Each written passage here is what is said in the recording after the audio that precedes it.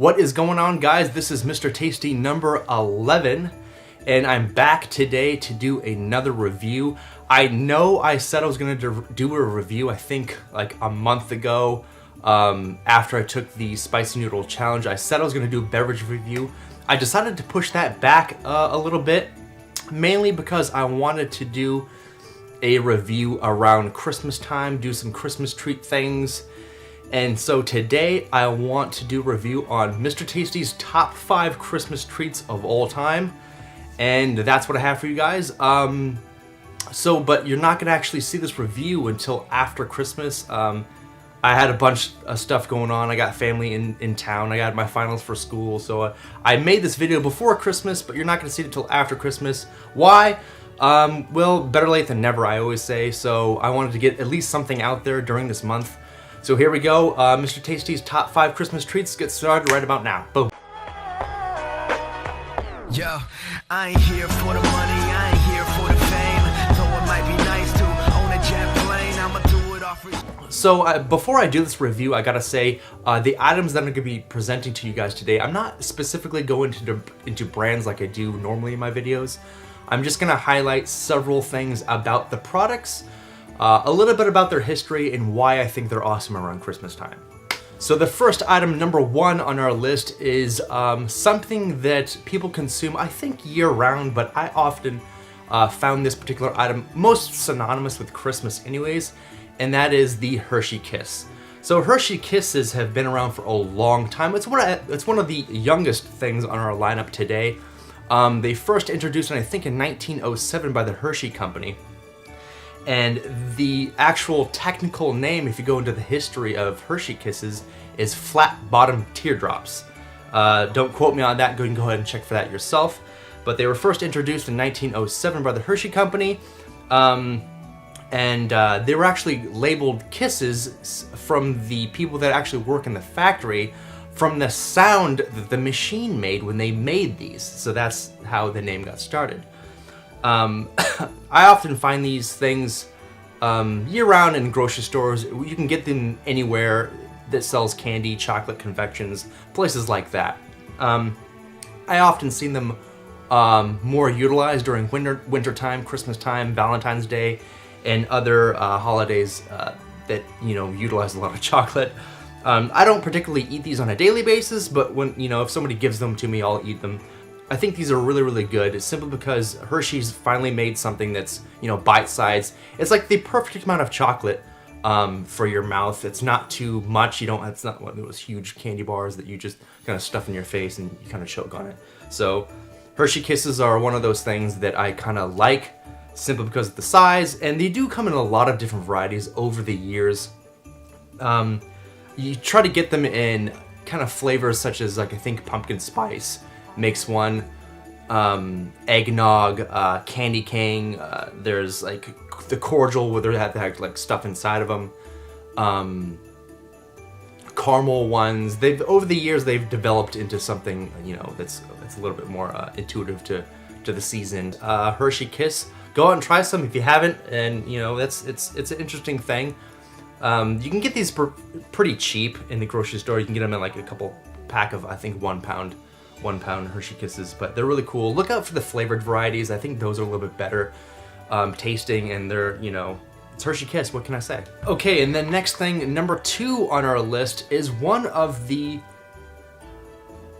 earliest known items that I've ever reviewed on this channel, and that is hot chocolate. The reason why I have this in a Keurig is because I use a Keurig, and they had a hot chocolate sale going on. I decided to pick some up. This just happens to be Swiss Miss, by the way.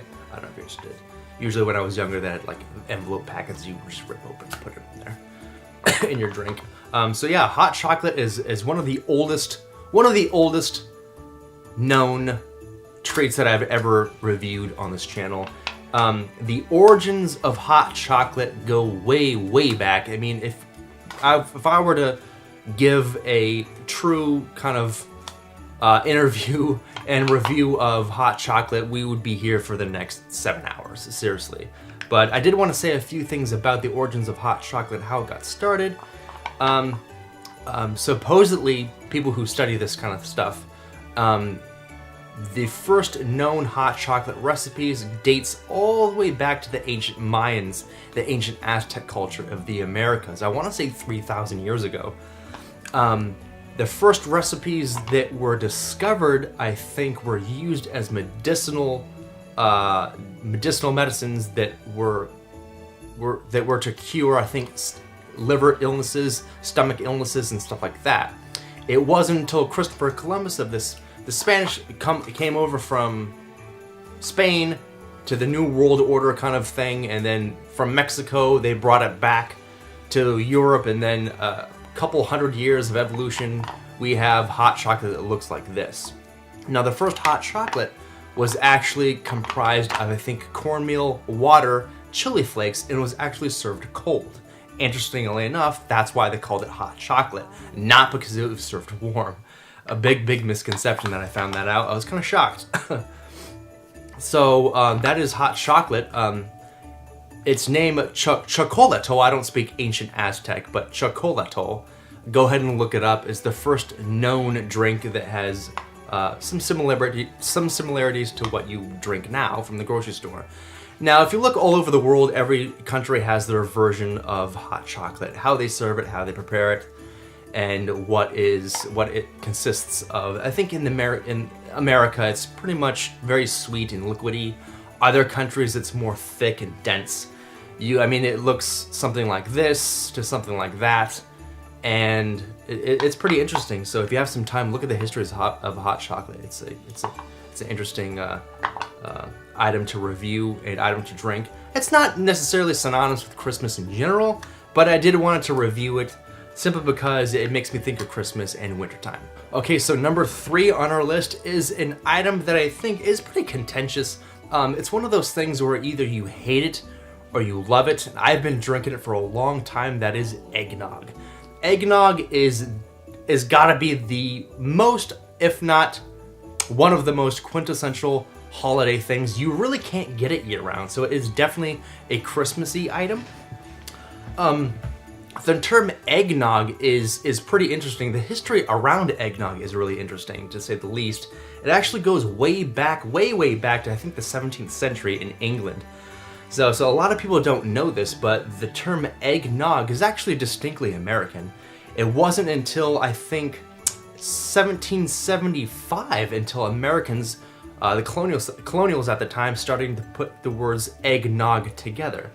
Now, the term eggnog got its name from the term nog, which is English in origin, I think, that just means strong aled beer or aled beverage. And the term egg, which references egg flip, which is another English term that means pouring mixtures back and forth to mix up some sort of concoction. So the term eggnog or egg flip got its name from that. If you go way back before this, even before Americans stepped on this continent, there was an English drink called posset, which is basically what this is. That actually included boiled milk that was curdled by adding brandy, wine, and spices. Over the course of a couple hundred years, eggnog has obviously undergone some rapid changes to be more consumer friendly and American friendly for that matter. So you can thank your lucky stars that Americans invented the word eggnog, and it is what it is today. This just happens to be Sunnyside Farms brand. I don't really go into brands when I'm doing this video, but it's pretty good. I think some eggnog companies are a little bit better than others. It just depends on who makes it and how they make it. But you can find this in almost any grocery store right around the winter time, especially Christmas. And another interesting thing about eggnog, it was actually historically served as an alcohol drink. So the basis of this was curdled milk and I think wine and brandy. And it was also seen as a beverage of the upper class, because at the time you couldn't necessarily afford eggs and sugar. So that's pretty interesting to hear that. And also another interesting thing about eggnog is that back in the day, I think in 1860s, there was a dictionary that described the ingredients of eggnog. and it included, I think, sugar, eggs, wine, and something else, and it made no reference to dairy. So I want to say the earlier eggnogs, back around that period, it didn't have dairy in them. So yeah, enjoy your eggnog. If you like it, drink more of it. If you don't, then Merry Christmas. Okay, so number 4 on our list is a treat that I think you can get around Christmas time, but it's more often consumed around Christmas time than it is any other holiday, and that is peanut brittle. I had my peanut brittle earlier, but I decided to chop some up and put it in a little baggie so I can show you guys. Makes a good sound. So peanut brittle has been around for a long time. I think the 1890s, and peanut brittle, it's not necessarily called peanut brittle because peanuts denote the type of nut that are in the actual candy. It's just called brittle around the world. So if you want to look it up and look up the history of peanut brittle, just type in brittle and you'll see a whole bunch of stuff on it. So peanut brittle has been around for a long time. I think other countries have their variation of stuff that they put in this treat. I want to say Greece, India, France, Italy, they all make their form of brittle. So the term brittle actually comes from how brittle it is. Basically, it's a very simple thing to make. I don't really like eating a whole lot of it simply because it is just like almost sugar. The reason why it's called brittle is because it's very brittle, easily crack.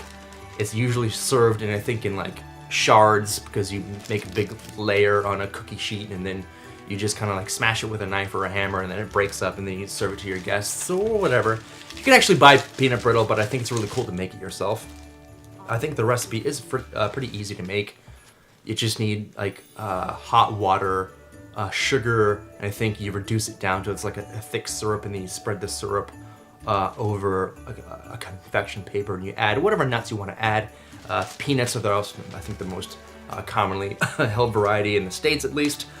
But I think I've read other countries utilizing pistachios, almonds, walnuts, candied fruit, and such things as that. So next up on our list is what I believe is the most iconic Christmas treat of all time, and that is the candy cane. This one just happens to be blue. I don't know why. Some lady from work was handing these out, and I decided to take it because I needed to do a review on it. Normally, traditionally, they come in white. They're a little bit bigger than this, and they're curved, and they're white and red. Now, the origins of candy canes are one of the most interesting histories of a treat. Same thing with the hot chocolate example. They go way back. So the story is, I'm paraphrasing this, by the way, so just bear with me. The story is of how candy canes came to be is they weren't like this. They didn't look like this. They didn't taste like this. They didn't have a curve.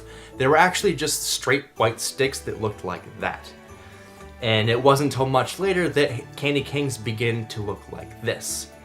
So the story is that in a German town, I don't know the name of it, I think it's Cologne or something like that, there was a choir master that wanted to find a way to keep his congregation quiet during New Year's Eve celebrations.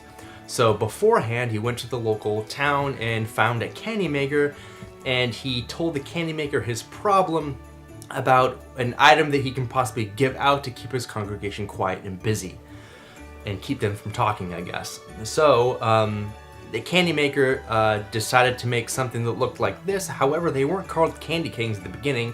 They were actually called sugar sticks. Believe it or not, just sugar sticks.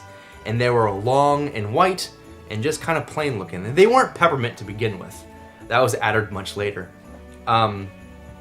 So the reason why they're curved and the reason why they're traditionally red and white is very religious in nature. So the reason why they were curved is because the candy maker wanted to remind people at the time of the shepherds that visited Jesus, as in a shepherd's cane. The reason why they're red and white is to remind people of the blood of Christ, and the white represents purity. So the history of candy canes is pretty interestingly enough. They do come in various sizes throughout the last, I think in 1670 they were first invented.